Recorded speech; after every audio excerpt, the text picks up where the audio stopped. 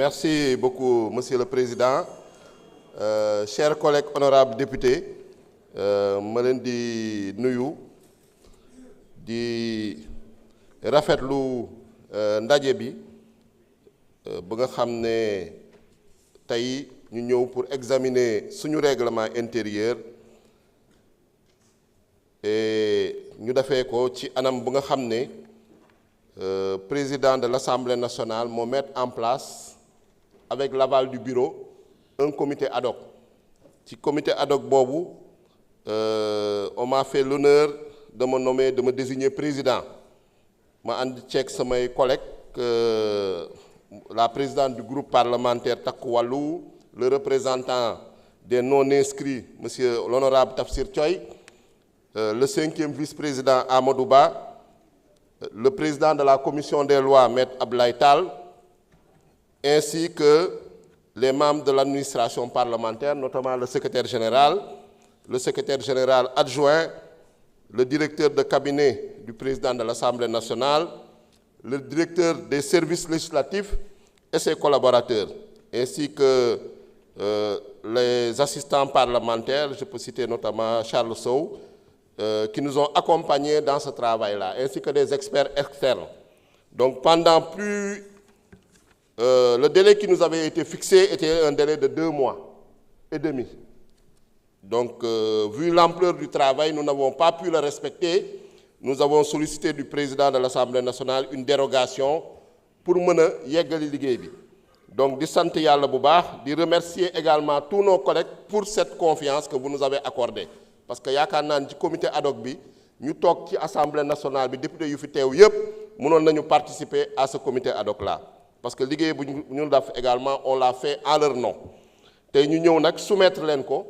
c'est un travail effectivement comme on l'a dit inclusif, un travail bu nga xam ne daf nañ ko dans la concertation, daf ko également avec la participation des uns et des autres ku nekk joxe ci sa xalaat. Ci loolu lu ci gën a am solo mooy innovation yu nga xam ne indi nañ ko ci proposition de loi. Innovation yi mën nañ ci citer axe bu ci gën a am importance parce que ñëpp xam nañu Assemblée nationale ñett la: le vote des lois, le contrôle de l'action du gouvernement, l'évaluation des politiques publiques. Effectivement gis nañ ni sur le plan du vote des lois, procédure législative bi ça ne pose pas trop de problèmes. Donc fu ñu accentuer mooy contrôle de l'action du gouvernement, naka dañ koy gën a doolelee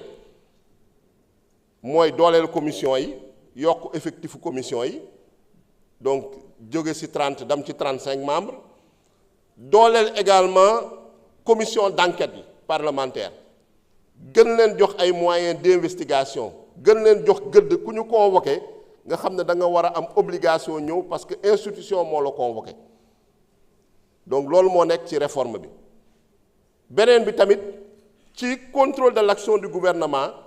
ñu gën a fësal maanaam communication bi pour que peuple sénégalais xam député yi lan la ñuy def entre 2 séances plénières. Parce que ñu bëri su ma leen déggee dañu yaakaar ni député séance plénière ba séance plénière lay liggéey. Alors que député, quand on est député, c'est 24 heures sur 24, 7 jours sur 7. Député amul vacances. Lu ñu am session la buy ubbi octobre di jeex juin, lu ci des duñ ko woowee vacances hors session la. Hors session député yi dañuy liggéey. Tey 14 commissions yu fi nekk yépp programmé nañu ay activités à partir de juillet. Te ñépp xam nañu session bi 30 juillet lay jeex. Donc loolu ñu xam ko. En dehors de contrôle de l'action du gouvernement, il y a l'évaluation des politiques publiques. Loolu moo ngi ci constitution bi nañ ko ci dugal depuis 2016 mais gis nañ ni 2016 ba tey malgré que dugal nañ ko suñu règlement intérieur Assemblée nationale mosu ko exercer. Président tamit jël ak volonté am ambitionné évaluation des politiques publiques fokk ñu exercer compétence boobu, mettre en place un comité ad hoc sous la présidence de l'honorable Mohamed Sall pour def une méthodologie de l'évaluation des politiques publiques. Ñooñu en 2 mois ils ont produit un travail excellent. Ñu travailler ensemble dugal ci règlement intérieur bi procédure évaluation politique publique ak gouvernance évaluation politique publique bi à travers ce comité permanent de l'évaluation des politiques publiques. Donc tey suñu adopter ce règlement intérieur, en tout cas, dès la session prochaine, évaluation des politiques publiques à l'Assemblée nationale dina nekk une réalité. Nga xam ne mooy le troisième pilier ba nga xam ne mooy Assemblée nationale. Leneen li c'est la fonction de représentation parce que ñu xam ne députés yi effectivement c'est des députés du peuple sénégalais, c'est des députés du Sénégal, ils sont dans l'Assemblée nationale, mais ñu si ëpp ils ont été élus dans des circonscriptions et des départements ñu nga xam ne dañu am une redevabilité envers ces circonscriptions là ñu fay dem di fa nemmeeku population yi seen jafe-jafe ak seeni préoccupation loolu tam dafa nekk lu am solo ci liggéeyu député yi moo tax renforcement de capacité buñ ci soxla qu'on les dote de moyens humains et matériels su ma nee moyens humains et matériels déjà c'est les assistants parlementaires qu'on puisse recruter des assistants parlementaires en nombre suffisant parce que tey su fekkee dañu la ne yow yaa war a voter des lois tu dois voter des lois dans tous les secteurs mooy maanaam tey loo gis ci ministère am na ay projet de loi yoo xam ne ministère yooyu ñoo koy initier jàllale ko ci gouvernement mu ñëw assemblée nationale on peut parler d'une trentaine de secteurs tu dois évaluer des politiques publiques dans tous les secteurs tey député bi mun nañu ne député bu nekk tey gouvernement la parce que tey ministre de la fonction publique su ñëwee war nga intervenir ministre de la santé su ñëwee war nga intervenir éducation su ñëwee war nga intervenir enseignement supérieur su ñëwee war nga intervenir donc loolu dafa soxla renforcement de capacité te déjà ñoo ngi ci tey député yi gis ngeen ni y a pas de papier tey ku nekk nga téye tablette am envoyé nañ la rapport ci sa tablette envoyé nañ la projet de loi bi ci sa tablette député yi actuellement ñoo ngi ci dans la digitalisation et dans l'objectif zéro papier donc on peut dire que c'est des ruptures des bons qualitatifs yoo xam ne constaté nañ ko au sein de l'Assemblée nationale et il faut qu'on puisse améliorer ça il faut qu'on puisse renforcer ça parce que c'est ça l'objectif leneen li nga xam ne également mun nañ ko jël si dans le cadre du contrôle mooy la question yu nga xam ne question écrite question orale question d'actualité au gouvernement question d'actualité au gouvernement gis nañ ni pendant cette session le Premier ministre est venu 2 fois question d'actualité dafa guñ ko question orale dafa guñ ko mais yéene bi ambition bi mooy à partir de la session prochaine qu'on respecte la périodicité des questions d'actualité au gouvernement question d'actualité au gouvernement suñ ko waxee mooy Premier ministre day teew ak l'ensemble du gouvernement au moins une fois tous les trimestres dañu ne au moins une fois mun na ñëw 3 fois par trimestre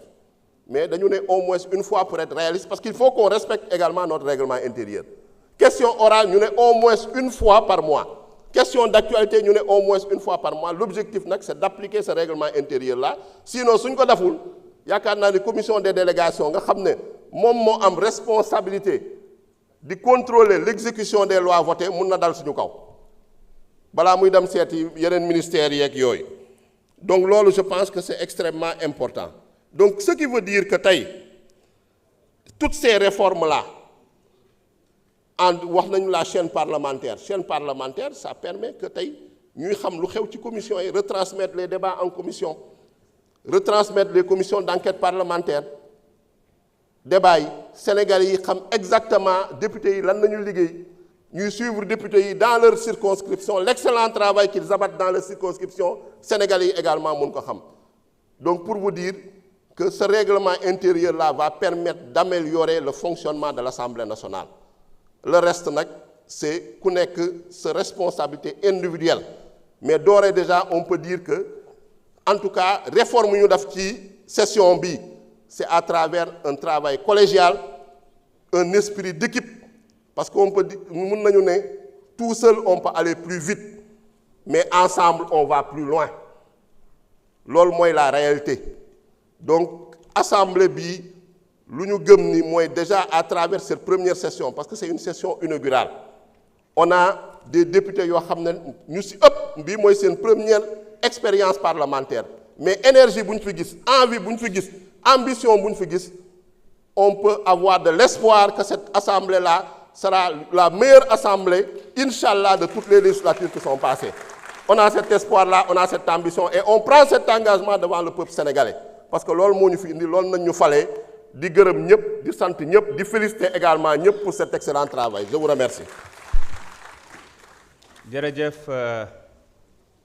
honorable. La discussion générale étant close, nous allons passer maintenant au vote des articles du texte de la loi. Je rappelle qu'il s'agit d'une loi organique et que la majorité requise est de 83 voix favorables. Monsieur le rapporteur, vous avez la parole pour lecture des articles du titre premier.